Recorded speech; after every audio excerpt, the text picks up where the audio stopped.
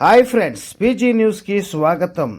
కువైట్లో శుక్రవారం తెల్లవారుజామున ఇరాన్ నుండి ప్రయోగింపబడిన క్షిపణులు మరియు డ్రోన్ల తరంగాన్ని తమ వైమానిక రక్షణ వ్యవస్థలు విజయవంతంగా అడ్డుకొని నాశనం చేశాయని, దీనివల్ల పెద్ద నష్టం లేదా ప్రాణ నష్టం జరగకుండా నిరోధించాయని కువైట్ సాయుధ దళాలు తెలిపాయి.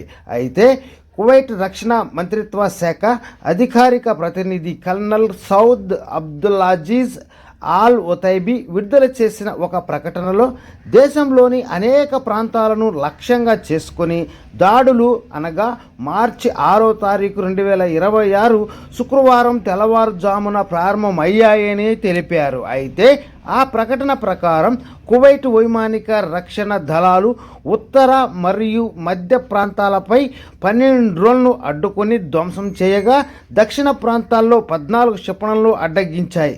2 క్షిపణులు నియమించబడిన ముప్పు ప్రాంతం వెలుపల పడ్డాయని నివేదించబడింది.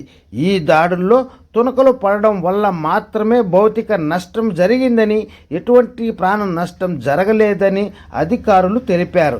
దేశంలోని వివిధ ప్రాంతాల్లో వినిపించిన పేలుడు శబ్దాలు, వైమానిక రక్షణ వ్యవస్థలు, బాలిస్టిక్ క్షిపణులు, క్రూయిజ్ క్షిపణులు మరియు డ్రోన్లను అడ్డగించడం వల్లనే అన్ని ఆర్మీ జనరల్ స్టాఫ్ వివరించారు.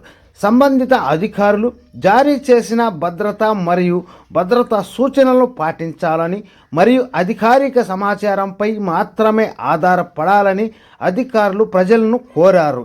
కువైట్ సాయుధ దళాలు కూడా తాము అత్యంత అప్రమత్తంగా ఉంటామని మరియు ఏవైనా ముప్పులను ఎదుర్కొనేందుకు పూర్తిగా సిద్ధంగా ఉన్నామని నొక్కి చెప్పారు.